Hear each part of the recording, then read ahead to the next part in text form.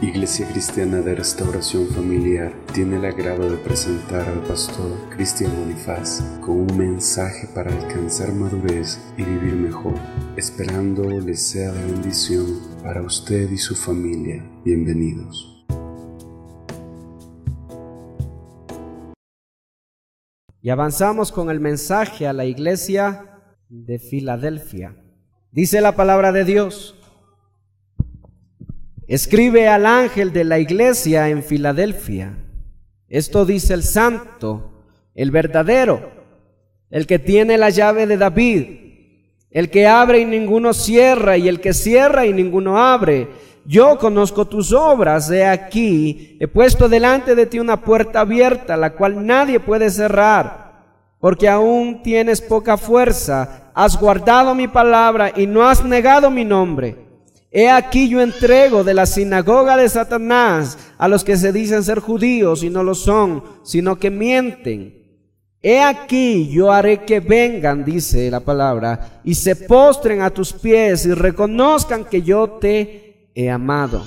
Leamos todos el 10, a la 1, a las 2 y a las 3. Dice: por cuanto has guardado la palabra de mi paciencia, yo también te guardaré de la hora de la prueba que ha de venir sobre el mundo entero, para probar a los que moran sobre la tierra. Todos en voz alta: he aquí, yo vengo pronto, retén lo que tienes, para que ninguno tome tu corona. Al que venciere, yo le haré columna en el templo de mi Dios, y nunca más saldrá de allí.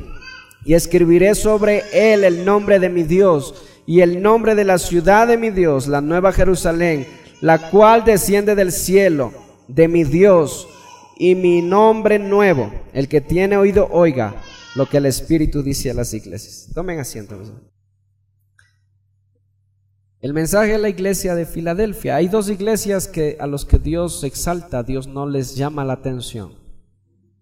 Es la iglesia de Esmirna y la iglesia de Filadelfia. Yo quiero que noten esto, ¿saben por qué? Y yo me hacía una pregunta: ¿será que las otras 5 iglesias se arrepintieron porque Dios les llamó al arrepentimiento? ¿Qué dicen ustedes? ¿Alguien sabe si las otras 5 iglesias se arrepintieron? No se arrepintieron. Ninguna de las 5 se arrepintieron. ¿Saben qué pasó? Fueron destruidas. ¿Y saben cómo fueron destruidas? Con un terremoto. ¿Sí? Un terremoto destruyó todas estas ciudades y esas iglesias quedaron ahí. Estas 2 sobrevivieron, también pasaron el terremoto, pero sobrevivieron.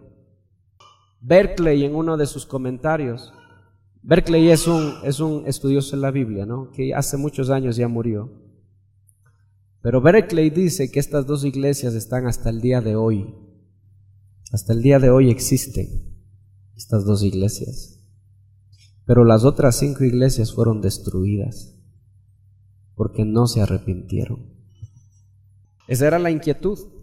¿Qué pasó con las iglesias? ¿Se arrepintieron o no se arrepintieron? Qué pena que no se hayan arrepentido, mis hermanos, y tuvieron que pasar juicio. Pero eso pasa con las iglesias que no cambian. Eso pasa con las iglesias que no entienden quién tiene los 7 espíritus en su diestra.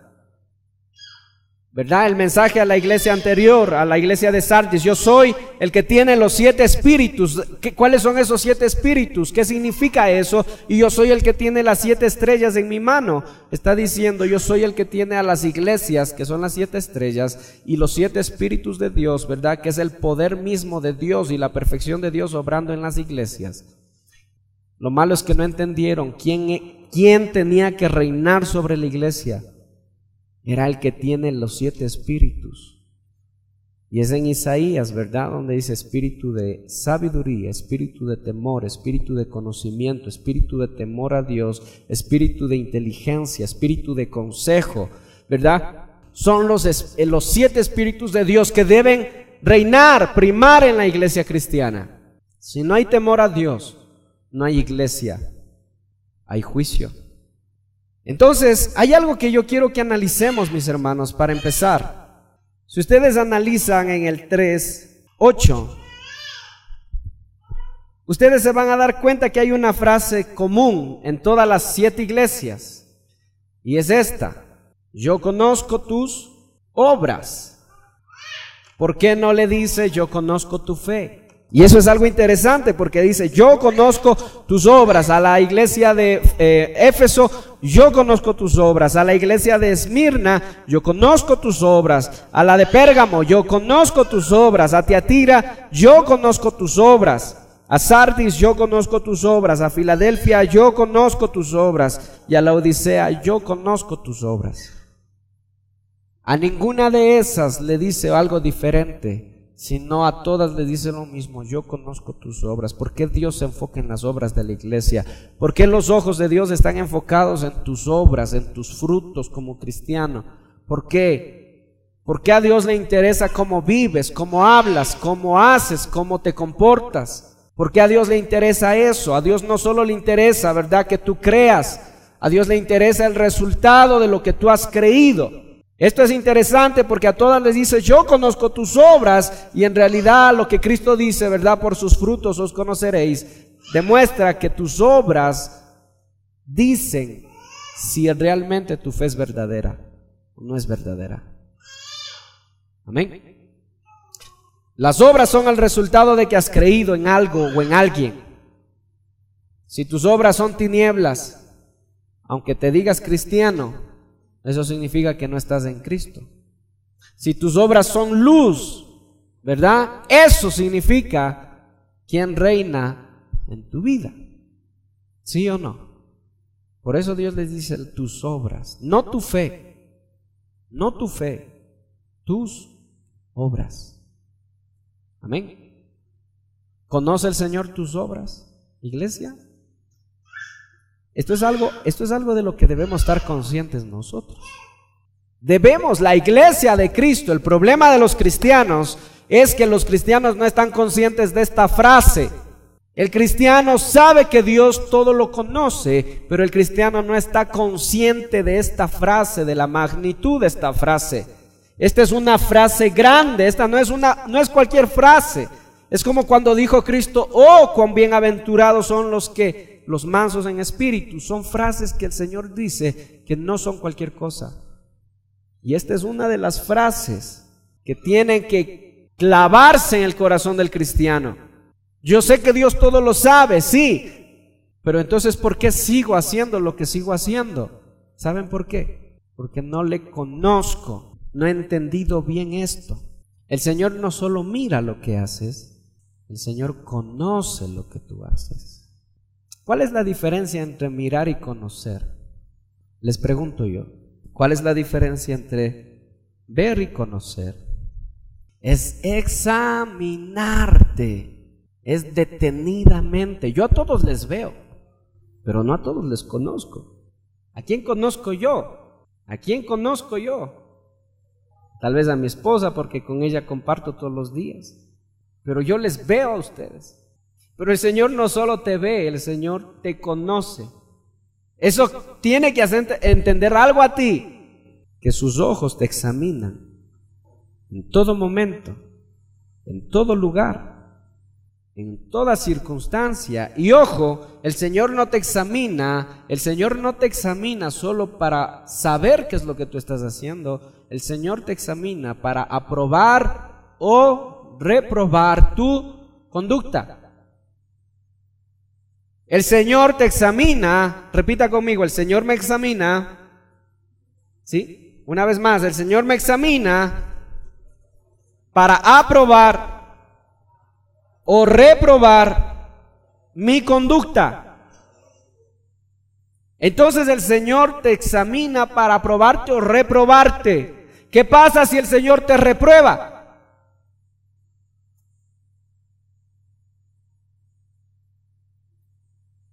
¿Qué pasará si el Señor te reprueba? Les hago otra pregunta. Escuchen bien. Escuchen esta pregunta. ¿El Señor bendice lo que reprueba? Nuevamente les pregunto, ¿el Señor bendice lo que reprueba? Jamás el Señor va a bendecir algo que Él reprueba. Y si el Señor reprueba tu conducta, entonces por eso es que tú dices, ¿por qué me va mal toda la vida? ¿Por qué solo me va mal? ¿Por qué toda mi vida está mal? Ten cuidado, porque el Señor te examina, Él te conoce, y Él aprueba y Él reprueba. A la iglesia de Esmirna le dijo, el que tiene, ¿verdad? ¿Cómo es? ¿Cómo se llama? En su boca, el que tiene espada en su boca, te dice esto, el que tiene espada en su boca. ¿Y qué significaba esa frase? ¿Se acuerdan? El que tiene espada en la boca. En la cultura romana, los gobernadores que tienen espada en su boca son aquellos que pueden ejecutar ley de muerte o de vida a una persona. Si tú juntas las 7 características de Cristo en los 7 mensajes a las iglesias, tú te vas a topar con algo extraordinario. Tú te vas a topar con la plenitud de Cristo. Si tú juntas las 7 bienaventuranzas de las 7 iglesias, tú te vas a encontrar con una vida de cristiano, de victoria. No digo que no vas a sufrir, de victoria, que nada te va a poder derrotar. Las 7 bienaventuranzas, así como las 7 cualidades de Cristo en las 7 iglesias, te vas a dar cuenta del carácter de Cristo. Y tú vas a pensar bien 2 veces antes de jugar con Cristo. El que tiene ojos como llama de fuego, todo lo conoce. El que tiene los 7 espíritus, poder pleno. El que tiene la espada en su boca, Él tiene el poder de darte vida y de darte muerte. Por eso hay cristianos muertos, primero espiritualmente y después físicamente, porque no tienen temor de Dios. Y así vas analizando tú las 7 características de Cristo y te vas a topar tú con algo impactante. Yo pensaba que Cristo solo era amor. Claro que Cristo es amor. Él murió por ti. Como decía el pastor Pedrito, no le mataron los clavos, no le mataron los romanos. ¿Qué le mató a Cristo? Su amor por ti le mató. Eso le llevó a la cruz. El problema es que hay muchos cristianos que no entienden ese amor. Y por causa de no entender ese amor, siguen viviendo de tal manera que ofenden a Cristo. Y transgreden su carácter, transgreden su santidad. Él se quiere mover, Él se quiere manifestar en una iglesia, ¿verdad? En una iglesia donde Él reina, Él es el ungido, Él es el rey, Él quiere moverse, Él quiere bendecir, pero sus ojos están puestos y Él examina, Él conoce tus obras y Él aprueba o desaprueba lo que tú haces. Alguien me preguntó a mí, quiero casarme, me dijo, ¿qué dices tú? Dije, ¿por qué buscas mi aprobación? Yo no puedo aprobar que tú te cases. No busques mi aprobación, busca la aprobación de Dios. ¿Por qué te vas a casar? ¿Quedaste embarazada antes de casarte? Me dice, no. Puede haber sido la respuesta sí. Lo que te mueve a hacer las cosas no es buscando la aprobación de Dios, sino buscando tu propia aprobación o la aprobación de los hombres. Ahí hay un problema grande. Entonces el cristiano no ha entendido esta frase. Yo conozco tus obras. Si tú entiendes esa frase, tú vas a buscar su aprobación. Si tú entiendes esta frase, tú vas a buscar, ¿verdad?, que tu conducta siempre esté aprobada por Dios. Vas a hacer un negocio, vas a hacer algo, vas a irte de viaje, lo que sea que hagas en tu vida, tienes que buscar su aprobación, no la aprobación de los hombres. Porque si el hombre te dice bueno, pero Dios te dice no, en realidad te va a ir mal, porque ¿quién es el que te aprueba? Es Dios el que te aprueba. ¿Qué es lo que te mueve a hacer las cosas, no? Entonces, yo tengo que tener cuidado y por eso es que esta frase se repite 7 veces aquí. Iglesia, ten cuidado, yo conozco tus obras y yo examino tu conducta. Yo apruebo, yo desapruebo. Y lo que yo apruebo lo bendigo y lo que yo desapruebo no lo bendigo. Y después no puedes quejarte de decir, Dios, ¿por qué me va mal? Porque no está siendo aprobado por Dios. ¿Acaso no dice la Biblia que el justo clamará y el Señor responderá? A veces no es que te vaya mal solo por eso, siempre, a veces son tratos de Dios, ¿no? No vayan a entender que siempre te va a ir mal porque estás siendo desaprobado. Dice la palabra que el justo también es probado, ¿sí? Pero es para moldear su vida también. Entonces esta es una frase que yo quiero que subrayen. No dice yo conozco tu fe, dice yo conozco tus obras. Mis obras reflejan en dónde está mi fe. Mis obras reflejan si en verdad yo he creído o no he creído. Las obras no te salvan, la fe te salva, pero tus obras reflejan si tienes fe o no tienes fe. Efesios 5 dice, si de veras son cristianos, ¿qué dice Pablo? Vivan como cristianos. Si de veras se les predicó la palabra de Dios, entonces hagan caso y den honor a su nombre de cristianos. Me daría mucha tristeza ver cristianos lanzándose pintura en carnaval. Las 2 horas que pasamos hablando, entonces no habrán servido de nada. Tienen que ser diferentes. ¿Por qué? Solo por una razón, porque son cristianos. Y nada más, y se acabó. Solo porque soy cristiano. Bueno, si te mojaron, ¿qué vas a hacer tú? Pero no vas a seguir con los huevos de atrás corriendo para lanzar en la cabeza. Mateo 7:16, ¿qué nos dice? El mensaje a la iglesia de Filadelfia. ¿Cuál era la cuestión o cuál era el problema con la iglesia de Filadelfia? Ya hemos ido viendo cuál era el problema con cada una de las iglesias, desde idolatría, ¿verdad? Desde falta de amor a Dios, desde haber abandonado su primer amor, hasta tener gente que predicaba en contra de Cristo, en contra de la divinidad de Cristo, en contra de la encarnación de Cristo. Iglesias que guardaban eso, espíritu de Balaam, espíritu de Jezabel. Nos encontramos con una iglesia, ¿verdad?, que no guarda ninguna mala doctrina. Esta iglesia, el problema de la iglesia de Filadelfia no era doctrinal. Es más, tenían sana doctrina. Es más, no solo tenían sana doctrina, sino que se mantenían en la sana doctrina. Guardaban la palabra de Dios y la obedecían fielmente, ¿sí? El problema de esta iglesia no era ninguno de esos. Había un poco de persecución o mucha persecución. Da a entender por lo que dice, tienes pocas fuerzas, ¿sí? Parecería que había persecución en esta iglesia. ¿De parte de quién? De los judíos. El pueblo judío ha sido uno de los más perseguidores del cristianismo, de los primeros perseguidores de los cristianos, ¿no? Y los líderes judíos y los falsos llamados líderes judíos que perseguían a la iglesia cristiana. El problema de los líderes judíos estaba en que ellos eran influyentes y tenían dentro de sus sinagogas o de sus reuniones a las esposas de los líderes romanos.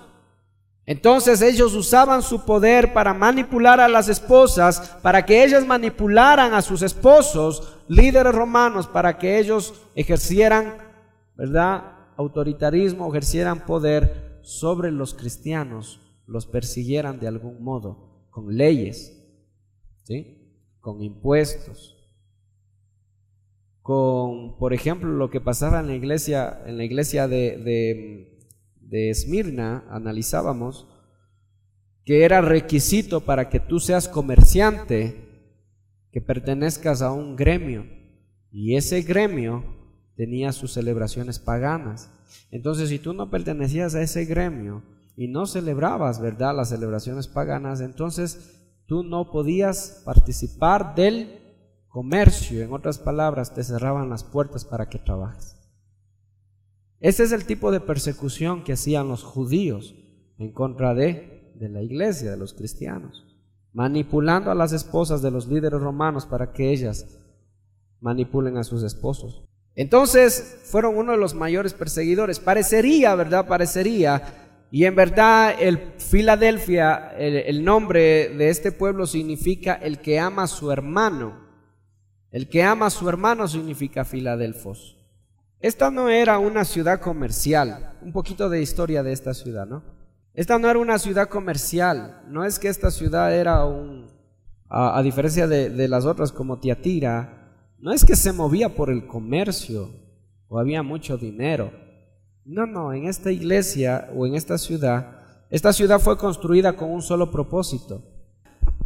Fue para dar a conocer la cultura griega, para dar a conocer las costumbres griegas al resto de pueblos. Habían 5 pueblos que cruzaban por aquí, por donde estaba esta ciudad. Entonces, para llegar, ¿verdad? Esta era una ciudad central. Entonces, para llegar a los otros pueblos tenían que pasar por ahí. Entonces, aprovechaban esa situación geográfica para que ellos, a todos los que pasaran, les enseñaran las costumbres griegas. Desde el idioma griego, la lengua, ¿sí? Pasaban, todos los de Asia Menor tenían que aprender la lengua griega, tenían que aprender las costumbres griegas. Entonces aquí entendemos nosotros algo cuando dice: yo soy el que tiene en su mano, ¿verdad?, la llave de David, y el que abre puertas y nadie puede cerrar, y el que cierra y nadie puede abrir. El hecho de que esta ciudad sea una ciudad céntrica de donde se podía enseñar la cultura griega, eso significaba que también era una gran oportunidad. ¿Para qué? Para predicar la palabra de Dios. Tú te encuentras en una ciudad donde hay mucha gente de paso. ¿Qué vas a hacer tú como iglesia? Aprovechar esa situación. ¿Para qué? Para enseñarles la palabra de Dios. Pero nadie va a estar de acuerdo los griegos, porque la cultura griega y las costumbres griegas con las costumbres cristianas nada tienen que ver. Nadie va a estar de acuerdo con que tú enseñes. Cuando la cultura griega, una de las enseñanzas de la cultura griega era que el pecado en la carne, acuérdense, el pecado en la carne no era pecado, sino que tú podías tener relaciones sexuales mientras no involucres tu alma. Entonces no es pecado, no pasa nada. ¿Cómo va a estar el griego enseñando eso y tú acá al lado diciendo: arrepiéntanse, el adulterio les va a mandar al infierno? ¿Te das cuenta que hay choque de qué? ¿De qué? No solo de ideas, choque de enseñanzas, ¿verdad?, de conceptos. La palabra de Dios peleando ¿contra qué? Contra razonamientos humanos. Y les pregunto yo, hoy en día la palabra de Dios no pelea contra razonamientos humanos. ¿Dentro o fuera de la iglesia? Les pregunto yo, ¿dentro o fuera de la iglesia? Más dentro que fuera de la iglesia. Más dentro que fuera de la iglesia. La batalla, la pelea, ¿verdad? Algunos lo llaman luz contra luz, enseñanza contra enseñanza. La misma palabra cogen unos, la misma palabra cogen otros, pero la entienden de diferente manera y la viven de diferente manera. Y otros meten costumbres paganas dentro de la iglesia y las defienden como si fueran costumbres cristianas. Es por eso que les empecé diciendo lo del cristianismo o el catolicismo.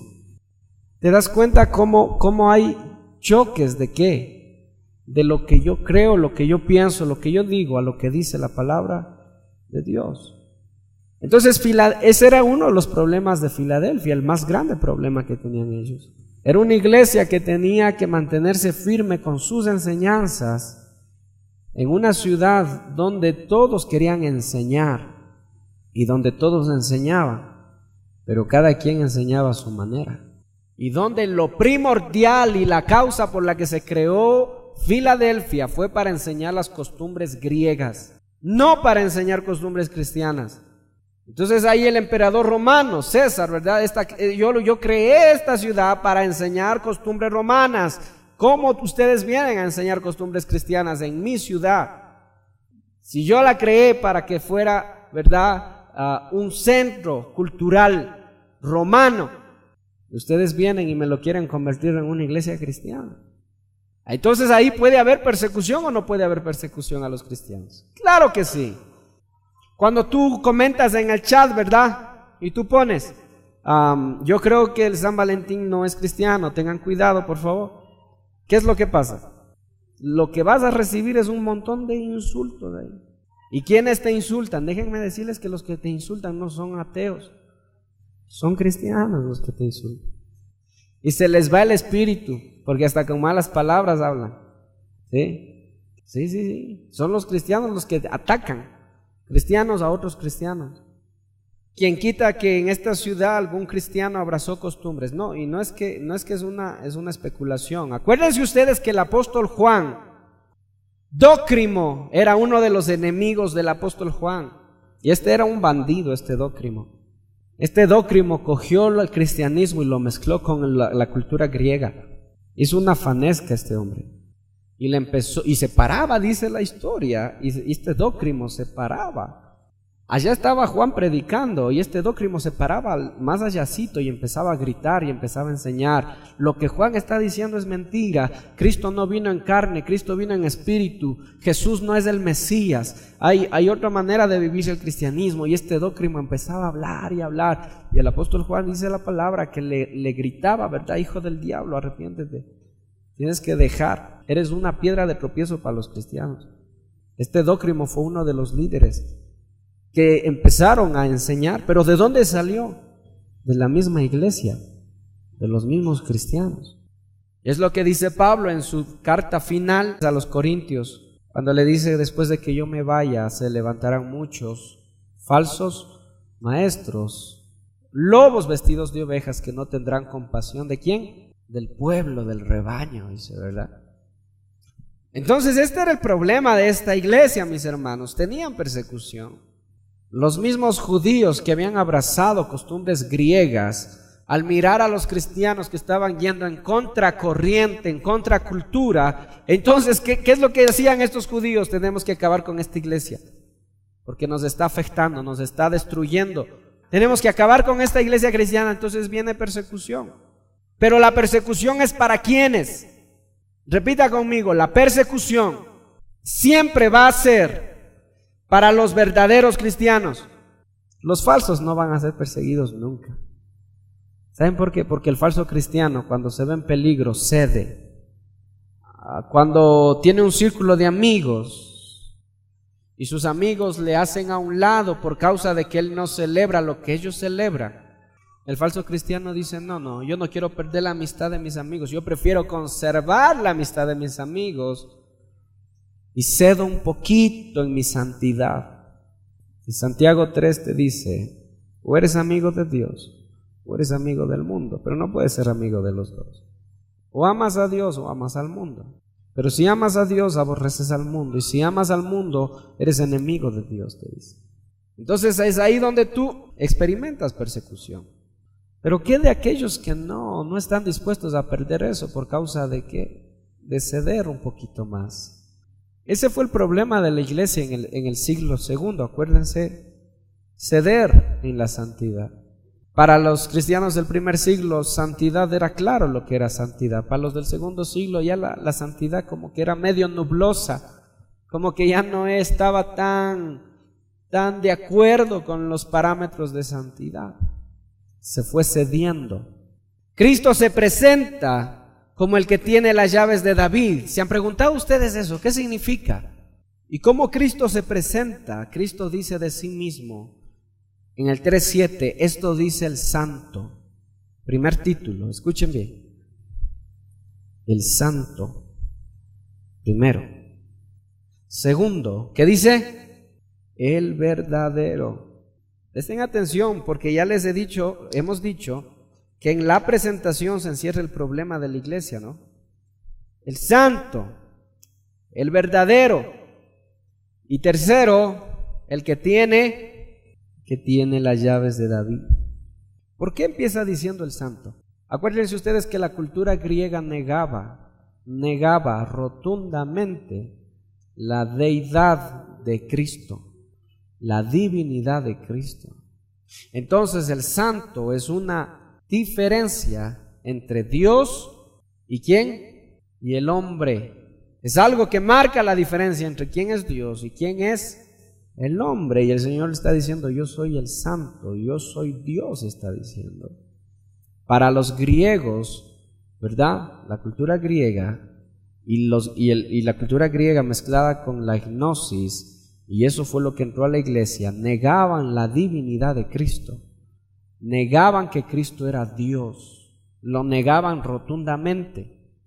Alguno de ellos, filósofo griego, dijo nada más que Cristo fue un espíritu en la tierra, a veces corpóreo y a veces espíritu nada más, intangible. ¿Sí? Entonces, por eso es que Cristo empieza diciendo el santo, y es el santo con mayúscula, ¿no? Segundo, el verdadero. Hay dos términos en el griego que definen verdadero, algo verdad. El primero, déjenme apuntarles porque esto es interesante. Este es un concepto, aletes, y el otro es aletinos, con doble tilde este. Estos dos términos en el griego representan verdadero, pero la palabra que se usa aquí para representar a Cristo como verdadero, ¿sí? El primer término de esto, aletes, es para representar algo que es falso o verdadero. Para eso se utiliza este término, para diferenciar algo que es falso. Por ejemplo, yo te digo una mentira. ¿Qué es eso? Aletes. Es falso, ¿sí? No es verdadero. Pero si yo te digo algo que es verdad, entonces eso también puede representar aletes, pero es para representar algo falso de verdadero. Ahora, esto es más interesante, aletinos. Se usa para diferenciar lo que existe de lo que no existe, ¿sí? Lo que existe de lo que no existe. Y este es el término que se utiliza aquí para Cristo. El aletinos, el que existe, dice, el que no es una fantasía, porque para los griegos Jesús nada más era una fantasía, ¿sí? Y para algunos cristianos que estaban participando de la cultura griega, Jesús era una fantasía. Por eso Jesús empieza hablando del mismo. Empieza diciendo, yo no soy una fantasía, yo soy real, está diciendo. Y yo no soy hombre, yo soy Dios. ¿Se dan cuenta la presentación de Cristo? Enfocando el problema de la iglesia. ¿Por qué el problema del medio en el que la iglesia se mueve? Las falsas enseñanzas que habían en ese tiempo y que todavía hay, todavía existen. Y tercero, el que tiene las llaves. Si se abre una puerta y nadie puede cerrar, y si él cierra y nadie puede abrir, ¿qué representa eso? Su soberanía, su poderío. ¿Sobre quién? Sobre alguien que te está diciendo, escuchen bien, que tú no puedes predicar aquí la palabra de Dios. ¿No ven que ellos estaban en un lugar donde no les era permitido predicar la palabra de Dios? Y ellos le oraban a Dios y le decían, Señor, ¿cuándo podremos predicar tu palabra?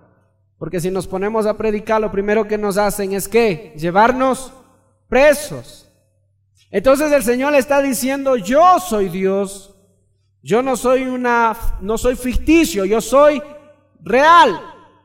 Y no solo eso, sino que yo tengo el poder, dice, que si yo te digo, iglesia, ve y predica, tú lo vas a hacer y nadie te lo va a impedir. Y si te llevan preso, no te preocupes, predicas en la cárcel.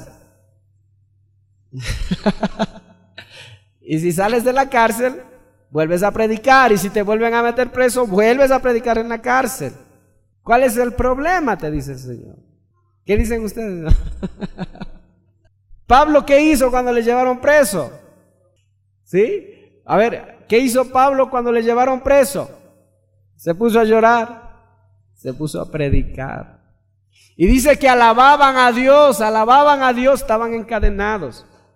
¿Y qué pasó? En la noche, ¡pum!, se abrieron las puertas de todos los presos.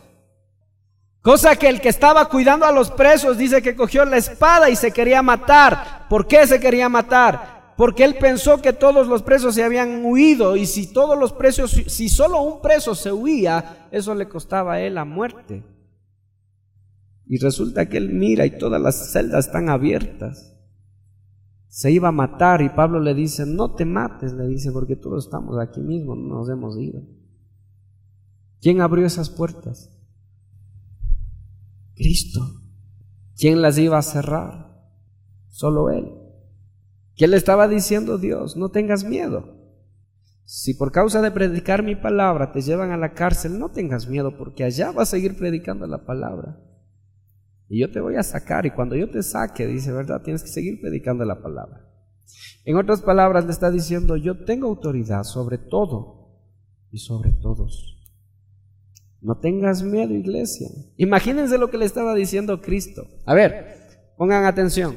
Se acerca el pastor. A ver, hermanos en Filadelfia, vamos a leer. El Señor nos está diciendo que salgamos a predicar aunque nos metan a la cárcel.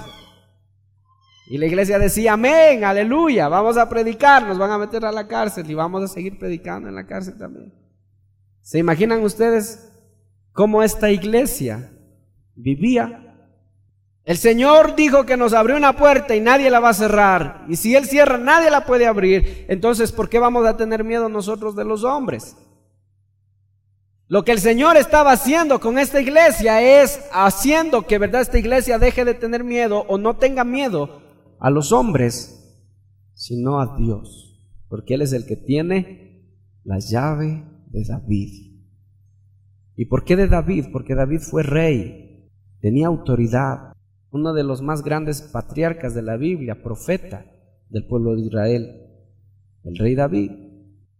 El nombre de Dios estaba en juego. ¿Y Dios qué te quiere decir con esto? Yo tengo las llaves de David, ¿verdad? Mientras tú obedezcas mi palabra, mientras tú estés conmigo, mientras tú seas fiel a mí, nadie jamás te va a vencer, no vas a quedar avergonzado jamás. No habrá justo desamparado ni su descendencia que mendigue pan, ¿verdad? ¿Cuántos quieren ese Dios? ¿Amén? ¿Tienes tú en tu vida ese Dios? El que tiene la llave, el que cierra y nadie puede abrir, el que abre y nadie puede cerrar, el que ha decidido bendecirte, el que ha decidido proveerte, el que ha decidido mirar por ti, cuidarte. Amén. Jamás te va a desamparar.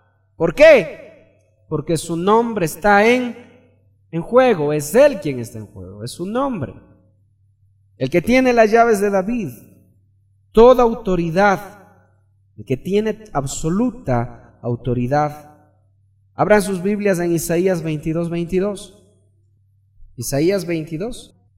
¿Qué nos dice a continuación? ¿Qué nos dice a continuación? Regresemos a Apocalipsis 3. En el 9, bueno, Jesús le está haciendo un ofrecimiento aquí a la iglesia y le está diciendo, esos que te están entregando, esos que te están avergonzando, esos que son judíos y no los dicen ser judíos y no lo son, ¿qué va a pasar con ellos? ¿Qué va a pasar con tus enemigos? Le está diciendo, yo haré que ellos vengan y se postren delante de ti. Lo que estaba diciendo Dios es, yo voy a humillarlos para que ellos sepan que yo te amo, le dice. El amor de Dios va más allá, ¿verdad?, de todo, que hace que tus enemigos sean humillados y que tú lo mires. Esa es la promesa de Dios. Es su promesa. Y avanzando rápidamente, porque se nos va el tiempo, en el 10, por cuanto has guardado, dice, la palabra de mi paciencia, yo también te guardaré en la hora de prueba, que ha de venir sobre el mundo entero para probar a los que moran sobre la tierra. He aquí yo vengo pronto, retén lo que tienes. Ahora, en el 10, esa palabra guardado se traduce como resistir. Subrayen esa palabra, guardado, significa resistir. Esa palabra también significa hacer caso. Escuchen bien. En el 3:10, hagan caso, dicen, ¿verdad? Tercero, por cuanto no has negado, no negar. Y de ahí nos vamos a quedar con resistir. ¿Qué es lo que le estaba diciendo Dios a esta iglesia? No era fácil. Y el único ofrecimiento que Dios le está dando a esta iglesia es a futuro. ¿Te das cuenta que todos los ofrecimientos de Dios son a las 7 iglesias son a futuro? O sea que ese momento no iban a ver, pero lo iban a mirar después. Y si no lo miraban en esta tierra, lo iban a mirar en el reino de los cielos. Pero de que se cumplía, porque nuevamente el nombre de Dios está en juego. Resistir. Imagínate tú que Dios a esta iglesia le está diciendo, iglesia, estás sin fuerzas, estás cansada, ¿verdad? Estás perseguida, pero resiste. Es muy parecido el mensaje que le dio Jesús a Pedro. Cuando le dijo: Pedro, Satanás me ha pedido para zarandearte. ¿Pero qué le dijo Jesús? Yo le di un coscacho a Satanás que no moleste. ¿Qué dijo? Yo he rogado, pero tranquilo, dice Pedro, tranquilo. Yo le he rogado a mi Padre que tu fe no falte. Dios mío. ¿Qué les parece esa respuesta? ¿Buena o mala? ¿Cómo va a ser buena? Me dice que Satanás me quiere zarandear, pero el Señor ha rogado que mi fe no falte. Si no, obviamente yo entendiendo puedo decir que es una buena respuesta, pero sin entendimiento yo qué puedo es angustiarme. Es el mismo mensaje que Dios le está dando a esta iglesia. Iglesia, estás débil. Iglesia, tienes poca fuerza, pero resiste. ¿Resiste en qué? ¿En qué le dijo que resista? ¿En qué debo yo resistir? En guardar su palabra. Resiste en mi palabra, dice, ¿verdad? ¿Por qué has resistido? Yo te digo, resiste, le dice, resiste, espera, resiste, espera, resiste. Es el mensaje de Dios a su iglesia, una de las dos iglesias que deberían ser un ejemplo para nosotros como iglesia cristiana. La iglesia de Esmirna y la iglesia de Filadelfia deberían ser un ejemplo para todas las iglesias. Resistir. ¿Y qué ha dejado Dios para que yo pueda resistir? Efesios 6:11. ¿Cómo yo puedo resistir? ¿Cómo puedo yo resistir? ¿Qué necesito para resistir? Aquí hay algo interesante en lo que Pablo está hablando acerca de la resistencia del cristiano. Es una de las armas más poderosas que tiene el cristiano. 6:11, Efesios 6:11. A ver, vamos a ver, de lo que Pablo está hablando es de resistir. Pero para resistir, ¿qué nos ha dejado Dios? Una armadura, dice, ¿verdad? Y vamos a ver aquí nosotros ocho piezas fundamentales de que tienen que haber en la vida del cristiano, sin las cuales el cristiano no puede resistir. ¿Cómo tú vas a resistir si no estás armado? Estamos en una batalla, ¿cuántos saben eso? Amén. Tienes que estar armado, tienes que estar vestido, no puedes ir desnudo a una batalla, no vas a resistir. Bien, ¿qué dice lo primero? Primero dice el cinto de la verdad. Esa es la primera vestidura que tú debes tener como cristiano. ¿Qué representa el cinturón de la verdad? El cinto de la verdad. ¿Qué es lo que ciña al cristiano? ¿Qué es lo que lo endereza? ¿Qué es lo que lo hace caminar recto?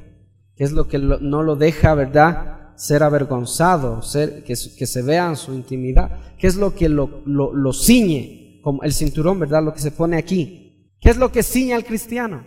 ¿Qué es lo que ciñe? La palabra, pero no solo la palabra, sino que la obediencia a su palabra. ¿Cómo puede resistir un cristiano los tiempos duros sin obedecer la palabra de Dios? Eso es imposible, eso no se puede.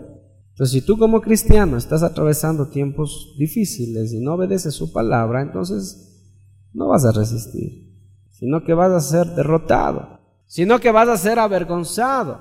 Amén. La obediencia a la palabra. Segundo, ¿qué más dice? La coraza de justicia. ¿Y esto de qué nos habla? La coraza de justicia, ¿de qué nos habla? De obras, mis obras, ¿sí? De cómo yo obro, obras de justicia. ¿Cómo tú no vas a caer? ¿O cómo tú vas a resistir? Obrando con justicia.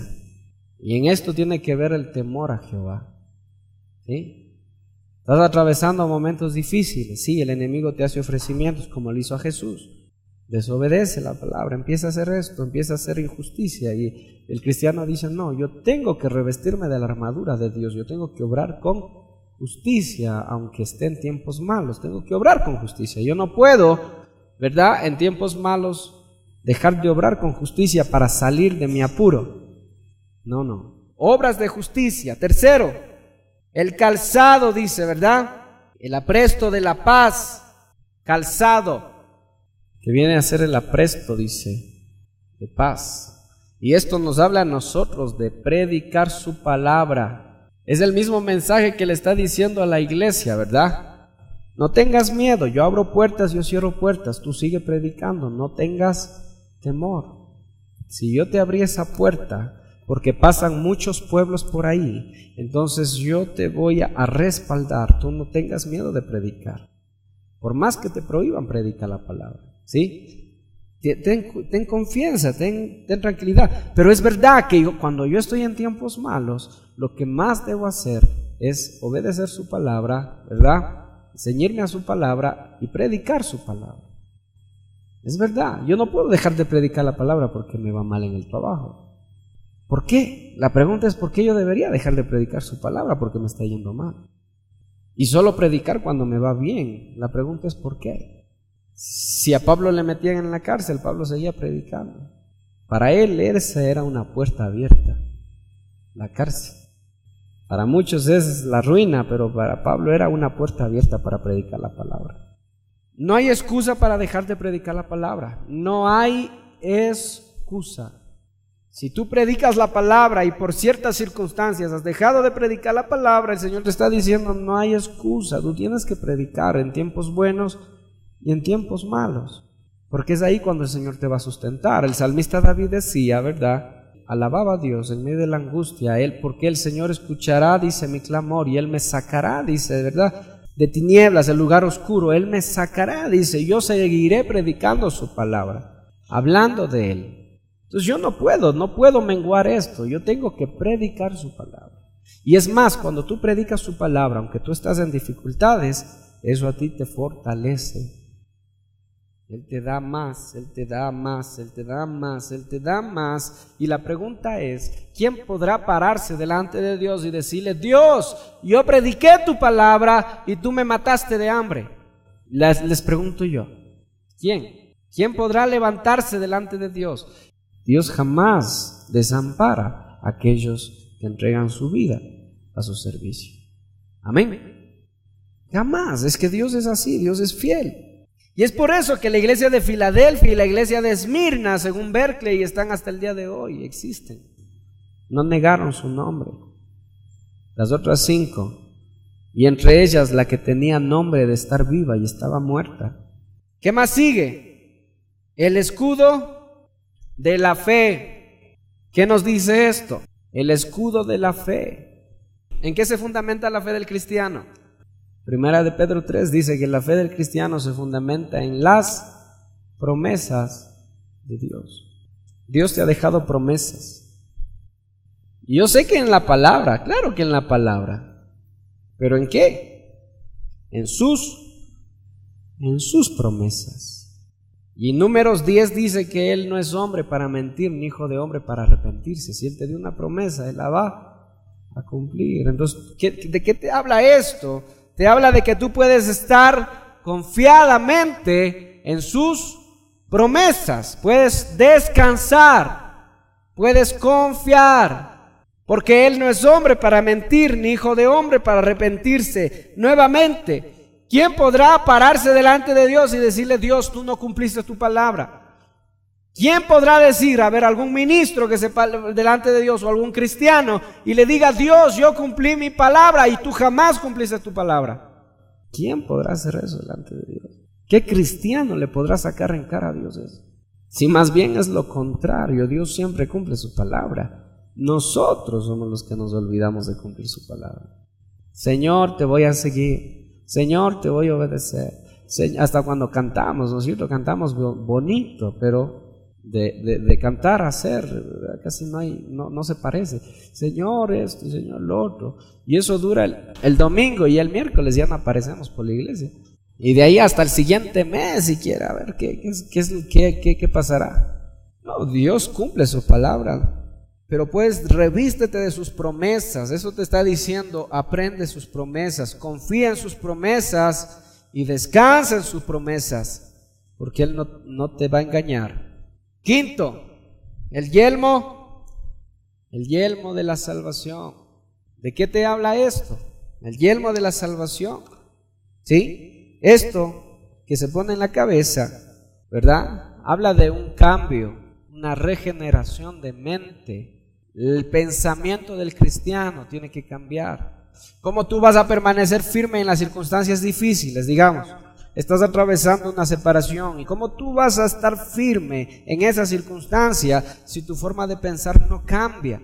Cambia tu forma de pensar a la forma de Cristo. Piensa como Cristo. Mira lo que Él dice, lo que Él hace y empieza a pensar como Él. Solo así vas a permanecer firme en medio de las pruebas. Vas a poder resistir. Amén. Vas a poder resistir.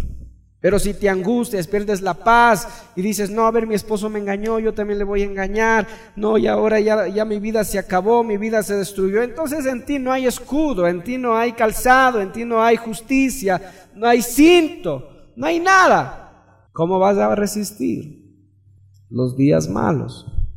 No vas a resistir, sino que vas a ser destruido. 6. La espada del Espíritu. La espada, ¿ya? Esto nos habla de la palabra, pero no solo de la obediencia a la palabra, sino del conocimiento de la palabra de Dios. Y nos habla esto de que tú te intereses por conocer la palabra de Dios. Cristianos que cuando les está yendo mal jamás leen la palabra de Dios. Solo cuando les va bien y van a la iglesia leen la Biblia. De ahí en realidad casi ni leen la Biblia. No, pues jamás vas a llegar a conocer. Y lo uno depende de lo otro. Si no conoces la palabra, ¿cómo va a cambiar tu mente? Si no conoces la palabra, ¿cómo vas a confiar en sus promesas si ni siquiera las conoces? Si no conoces su palabra, ¿cómo la vas a predicar? Y si no conoces su palabra, ¿cómo la vas a obedecer? ¿Te das cuenta? Lo uno depende de lo otro. Es tan fácil, mis hermanos, como esto. Es el conocimiento de la palabra. Hasta ahí tenemos, ¿verdad? ¿Qué nos dice después? Orad, velad orando, dice en todo tiempo.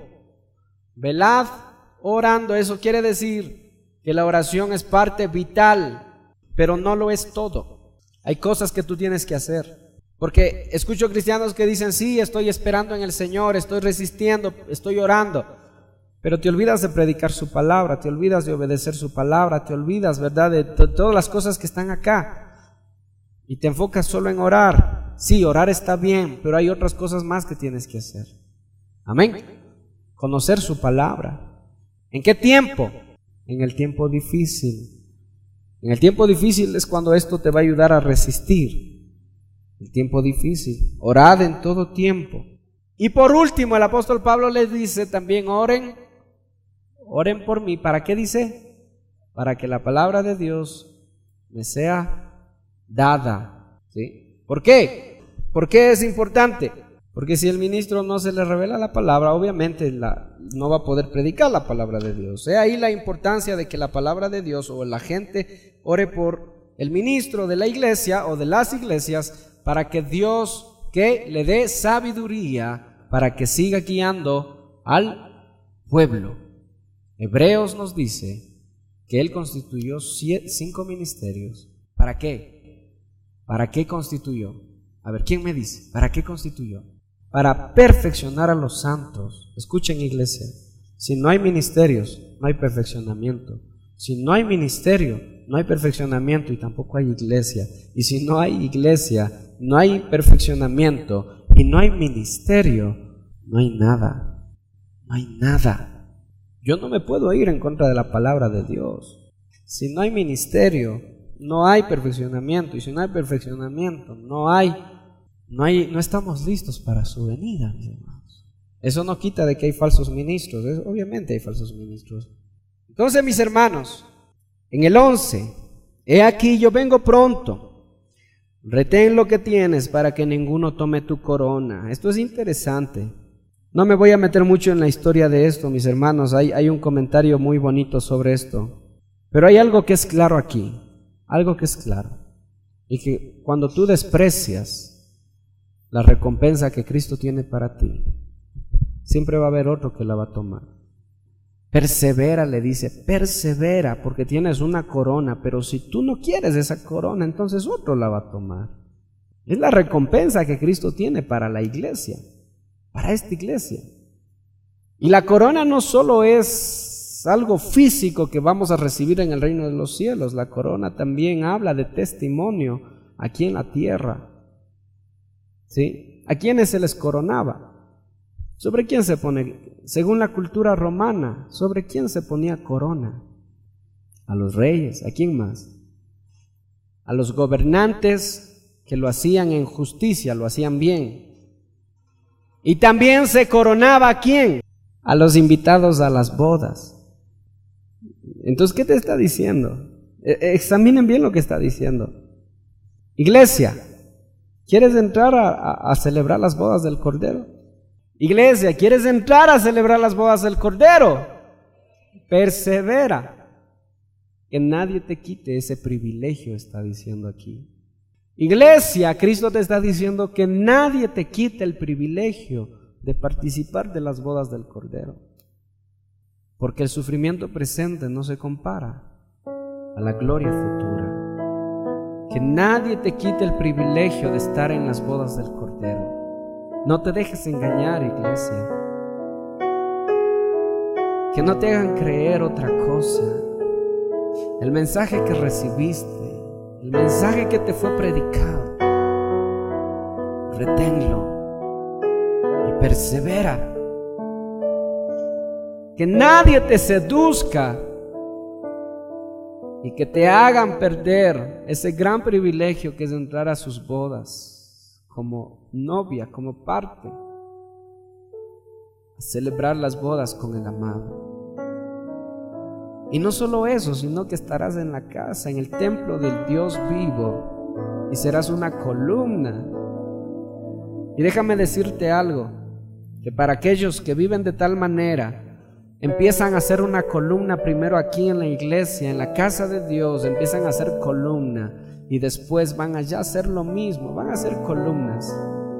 Gente que siempre levanta a los que están caídos, gente que siempre están hablando de parte de Dios, gente que siempre están llamando la atención al pecado, gente que siempre está instruyendo al pueblo de Dios. Esos van a ser columna en el templo de Dios. Son instrumento en sus manos, instrumento valioso, instrumento amado en las manos de Dios. Son como saeta en las manos del cazador, dice el salmista. Aquellos que son instruidos por Dios. Dígale: Señor, yo quiero perseverar. Me revisto de la armadura, Señor.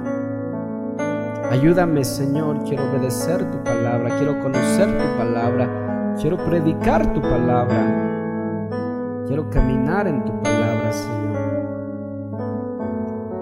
Quiero perseverar, que el enemigo no me engañe, dígale, que el enemigo no me aparte, Señor, yo quiero perseverar. Cúbreme, Señor, con tu presencia, que tu diestra poderosa me cubra. En el nombre de Jesús. Para mí es importante, dígale, Señor, tus promesas. Para mí son importantes, son valiosas, es lo más valioso que pude haber recibido, Señor, en mi vida. Tus palabras, tus promesas, Señor. Lo que me espera, que es destino de gloria. Gracias, Dios poderoso. En el nombre de Jesús, te amo, Señor. Iglesia, el Señor te está llamando. Y la voz de Dios no se ha detenido, el Señor te está llamando. Y el Señor te está diciendo: no desprecies lo que aprendiste. No deseches el mensaje de salvación. Reténlo hasta el fin. Retén lo que aprendiste. No lo deseches, no lo cambies. Que nadie te quite tu corona. Que nadie te quite tu corona. Soy instrumento en tus manos, dígale, Señor. Soy instrumento en tus manos. Y mi casa y mi familia y mis hijos, Señor, son para servirte, son para ti. Aunque ahora no parezca, aunque ahora parezca más, Señor, que están atraídos por el mundo, pero yo sé y confío en ti, en que tú harás la obra en que tú eres fiel, tú pusiste la mano en el arado y tú no miras para atrás, y tú no te arrepientes, Señor, y tú no descansas, tú no te cansas, Señor, tú no descansas hasta hacer tu obra. Tú lo harás con mis hijos tu obra, y yo miraré con mis ojos, Señor, a mis hijos sirviéndote, amándote, obedeciéndote, viviendo para ti, y formarán familias, Señor, en obediencia a ti, para amarte, para obedecerte, para servirte, Señor. Porque no depende de mí nada más, depende de ti, de tu poder, de tu grandeza, de tu fuerza, Señor, de tus promesas, de lo que tú prometiste, Señor. Tal vez ahora no estés viendo nada, pero persevera, te dice el Señor. Persevera hasta el fin. El que perseverare hasta el fin será salvo. Sí, Señor. Oh bendito Dios, tómalo, Señor, en tus manos. Tómanos, Señor. Tómanos, Santo Dios. Dígale, satisfecho estaré. Sí, Señor. Satisfecho estaré cuando despierte en tu gloria, y cara a cara pueda verte, contemplarte, adorarte.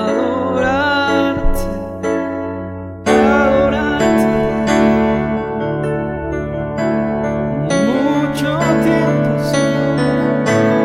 mucho tiempo esperé, pero ese día veré tu rostro brillando.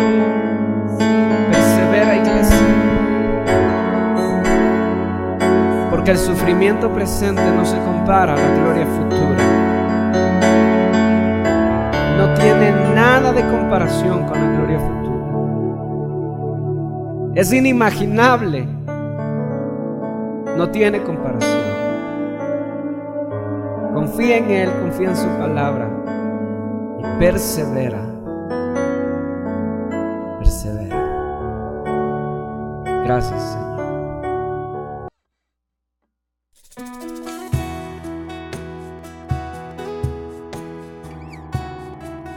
Acceder a este y más material cristiano, puedes visitar nuestra página en Facebook o escribirnos al correo iglesiacrf-riobamba@outlook.com.